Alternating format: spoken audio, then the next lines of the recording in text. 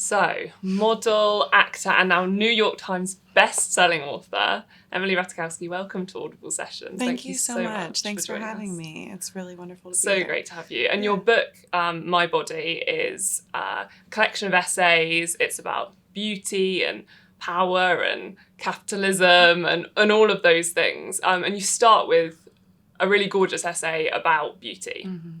And you talk about your parents a lot in it. And I wondered how much their kind of opinions of beauty or ideals or attitudes towards it had sort of gone on to shape your own. When I wrote that essay, I was sort of, it's called Beauty Lessons. And the idea was to kind of investigate, the memory that I had of being 6 or 7 years old and praying for beauty as a little girl, because it really struck me. It seemed like the most natural thing when I was wishing for it, but it really struck me that, as a child, that was the thing that I wanted the most. There's so many other things that a young person can pray for. And I do think, some of the ways that everybody, not just my parents, but our culture in general, talk about beauty and looks when it comes to women, really had influenced me at quite a young age. Yeah. And how did you feel writing about your parents and that relationship? It was difficult. It was really hard. And I kind of kept editing. I mean, that essay has a very particular format, partly because I just wanted to capture these quick vignettes, and sort of just, again, understand my, how I started to think about beauty and think about power and that can come with beauty. But yeah, it was a strange exercise to write about them and really dig into my childhood in that way. And when you were a teenager, how much did kind of boys and that idea of desirability affect friendships? A lot, actually. Not, I think, in elementary school so much, but once I got to middle school and everybody had hit puberty, I remember this sort of hierarchy happening where there were the popular hot girls in one area and, then there were the math nerds and whatever. And I remember kind of, feeling this, I write about the experience in high school of having female friends who I felt like a big part of our friendship was the way that boys viewed us. And, it's something that I didn't even understand at the time. I just sort of knew okay, we've kind of ended up hanging out together. So that is what it is. But that was another thing I wanted to explore in the book. And, I think now as an adult, I have really rewarding female friendships. And so much of that is about kind of removing that male perspective from the friendship. And then fast forwarding a few years, mm-hmm. You were working as a model and one of the jobs that your agent suggested to you was the Blurred Lines video. Mm-hmm. What went into your decision of whether or not that was a job you were going to take? Yeah, that essay, I spend a lot of time sort of talking about my general disposition as a model when that job opportunity came in. And I think that it's kind of not what people would expect. I definitely didn't think that it was some oh, this is going to make me famous type of thing. It seemed like a cheesy, relatively, music video. Nobody was really watching music videos. I loved Pharrell, but I didn't really know Robin Thicke. And for me, it was really just about money and how much, I could make. And my plan was sort of with modeling was make as much money as I can. And then I'll see what I can do with my time when I have some money saved. So, there was a woman who was directing it. So at first I turned it down and then I met with her and then the money came up. And that was ultimately the thing that really made me decide to do it. Yeah. And then once that video did become this huge hit, went viral, what were the first things that changed for you when that kind of fame almost fell on you, not something that you'd been expecting? It was a strange time to become famous because people were using Instagram, but it wasn't the same kind of thing where you'd watch all of a sudden somebody has 3 million followers overnight. So it kind of happened slowly that I started to realize, that I was famous and that people were recognizing me. And I think I was sort of really surprised by it. I wasn't, again, I'd sort of let let go of the idea that I would be like a famous model or a famous actress. I was just really approaching it like this is my work. And so I was caught sort of unprepared in some ways. Yeah. And what were the things that kind of changed immediately for you? Not that much changed just immediately. Not a lot. Yeah, no, I mean, I think that things sort of eventually kind of, I realized like, okay, the money's much different. There's different kinds of opportunities. But it didn't feel, it was relative, now looking back, I'm like, that was definitely what you would consider overnight fame. But at the time it felt sort of like, what's happening? Like, oh, I guess people are paying attention to this. Like, you know. Yeah, that makes sense. It's funny because you just kind of think like, oh, everything would change overnight. Yeah, no, I remember people sort of asking for selfies, and I was like, okay. I sort of had the thought of like, people will forget about this in 3 months, you know? Yeah. And then you got asked a lot by the press at the time kind of what your views on it were in terms of feminism and all of that. And you gave your views at the time, which have now changed. Your thoughts on that have changed. As we kind of hope, we should all hope that all our opinions change as with time and age. But what do you think is the biggest shift in what you regarded as kind of your feminism at the time versus how you view it now? Well, I mean, I think that I was really defiant as a young woman who was very used to like dress codes and sort of this attitude of you should be ashamed of your body and you need to cover up, and kind of even from women too, like this kind of, you're not a feminist if you are naked or whatever. So when people asked me about the video and said like, you called it or is it empowering? I said, sure. For one thing, and I write about this in the book and in the essay about the video, it was all women on set. And in so many ways, I did feel very comfortable in a way that I never felt on other jobs I was doing at the time. I was really used to being a mannequin, of doing like front, side, back of a shirt. And this was this thing that, they asked me how I felt, and that there was this collaborative kind of nature. And then on top of it, I was starting to make more money than I'd ever made. So I was like, well, if empowering is a feeling and if it's about success and fame, like, yeah. I also really did kind of ascribe to the choice feminism idea that it's my choice and therefore it's feminism. And, as I've gotten older, and I agree with you, I think that evolution of ideas and opinions is so huge. I mean, I think look at how we evolve as a culture. It's really important that we continue to sort of reassess things that we think to be true. And I also believe it's really important to do that personally. And, at a certain point in my 20s, I sort of realized, okay, there's a framework that I wasn't considering when I was talking about this video and this experience. And, it also allowed me to sort of remember parts of the shooting experience that I had brushed over, really. I even want to say forgotten. Yeah. Yeah. And what were those elements that you sort of brushed over? I mean, I think that there was a power dynamic on set, as many women as there were, and, they were in control in a lot of ways, director, cinematographer, makeup artist, props. Ultimately, it was a music video for a man who a record company was protecting, and their interests laid with him.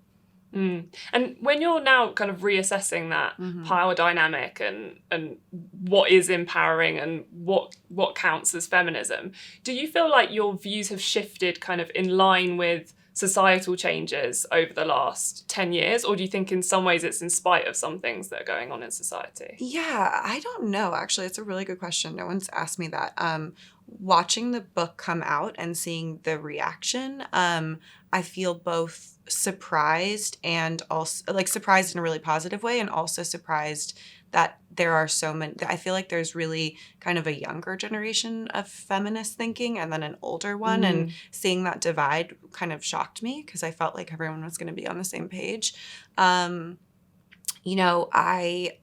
think in general, my position around feminism is curiosity and asking questions. So it's less sort of that I'm like, and here's my brand of feminism. Yeah. It's sort of like, well, here's my experience. I think I've learned something about power dynamics and about, the structure of our culture. That makes, that I definitely don't agree with what I used to sort of preach, but I'm not sure that I totally know if there's, some messaging or like very firm feminism or ideal that I like kind of get behind completely. Yeah. Do you think stuff like when Me Too happened, do you think, did that shift anything for you? Because I think for a lot of people, it did a little bit. I think it did. Definitely personally, just witnessing all these women, you know, be brave enough to tell their story, and especially powerful women who I sort of assumed either had not dealt with those kind of situations or, you know, just no. I think there's sort of this idea that at least I had, where you're like, well, no, only these kind of things have happened to me because something's wrong with me, and seeing women, you know, being able to talk about that definitely inspired and moved me. That being said, I do think that the backlash to Me Too in the US has been really, really too bad. There's sort of this like thing of, you know, women become ostracized when they do talk about it. There's sort of this like, oh, they're a victim attitude. And, you know, the idea of, you know, we have to protect men because there's so many repercussions, even when, you know, other than like Bill Cosby and Harvey Weinstein, by the way, Bill Cosby out of prison, there really haven't been that many repercussions. So, and I don't even think that it's necessarily about that. It's just about being able to kind of change culturally how we allow for these things to happen. And I don't know if that necessarily means that people shouldn't be able to work or whatever. But I haven't seen that cultural shift that I think that so many people in the Me Too movement wanted to see. Yeah. I think there was a lot of hope there that things would change. Yeah, especially, you know, just compassion for people who maybe haven't had that experience of being a woman and those power dynamics. And you write in the book about your own sexual assault. Are you okay to talk about that? Yeah. So you write about your rape when you were a teenager, which is absolutely horrific. And I wondered how experiencing something like that sort of shifted how you felt about the world and kind of your place in it. I mean, I think that essay was one of the hardest ones to write. And it was because I had so much shame around that experience. You know, I think what shifted for me was that, you know, I felt like I had a deep, dark secret and that there was something, you know, again, wrong with me. So sort of internalizing the experience. And a lot of the things that I write about in the book were experiences or moments, sometimes very small and not having to do anything with sexual assault, where I, you know, wanted to look at them and almost to like say, where did I go wrong? I think that was kind of when I started writing, what my approach was kind of almost to punish myself. And then through writing, I sort of started to realize that this, you know, it doesn't have so much to do with being a, you know, dumb 21-year-old girl. It's just about being a 21-year-old woman in the world or a 15-year-old, you know, woman in the world. Yeah. And when you write as well, you talk about how you view your body in relation to modeling and how your relationship with your body kind of has changed little bits here and there. Do you think that the experiences you've had through modeling, but also potentially even the sexual assaults have changed how you view your body and when you're sort of taking it to work? Yeah. I mean, I hadn't really realized how much of a sort of I felt like when I showed up on set, I was just, you know, good at my job and really kind of ready to hand over what I considered sort of the tool that, you know, was required. That was why I was there. Yeah. And I think that relationship to thinking of my body as a tool that other people could use and that I had commodified and other people had commodified really sort of made me forget or not feel very connected to my body. And, you know, it's still an ongoing process with me to sort of come back into my body and appreciate it for what it is, which is a vessel to take us through life. Because for so long I was sort of very just kind of always living outside of myself and extremely aware of how my body was being viewed. And being the kind of the creator of this project, not being, you know, a collaborator or the subject of a photo, did that make you feel differently about it? Yeah, that was another thing that I got from rereading the book, to be honest, is, you know, I I always, when I was younger, thought of myself as sort of an artist, but I hadn't realized that, and it was one of that was the kind of the plan after the financial crash. It was like, I'm going to go make all this money, and then I'll go and be an artist or do what I really want to do and be a creator. And I realized that so much of my experience as a model or a muse was frustrating for me because I wanted to be the kind of person who was making something. So the audiobook was actually really amazing to record. I hadn't read the whole book aloud, so it was my first experience doing that. And what I really liked about, I actually haven't listened to it back, but when we were recording it, there were moments where I felt kind of emotion come into my voice, or, just something more than just reading it out loud kind of came through. And I really liked that we kept those moments in. Yeah. Yeah. Yeah. And reading it aloud is often like a feeling with a book where you've got to express it again. Yeah, it was surprising which parts kind of got to me and which parts didn't. And it was funny because the director had sort of warned me. She was like, I've been in here with authors and they're talking about the death of a parent, and then all of a sudden they're describing a tree, and that's where they get emotional. She's like, so it's gonna surprise you, and as long as it makes sense, we'll keep it. And yeah, it was actually it kind of offered me some insight that I didn't have before. Well, Emily, thank you so much. You. It's been so good to talk to you. Thank you for having me. It's so nice to talk to you too.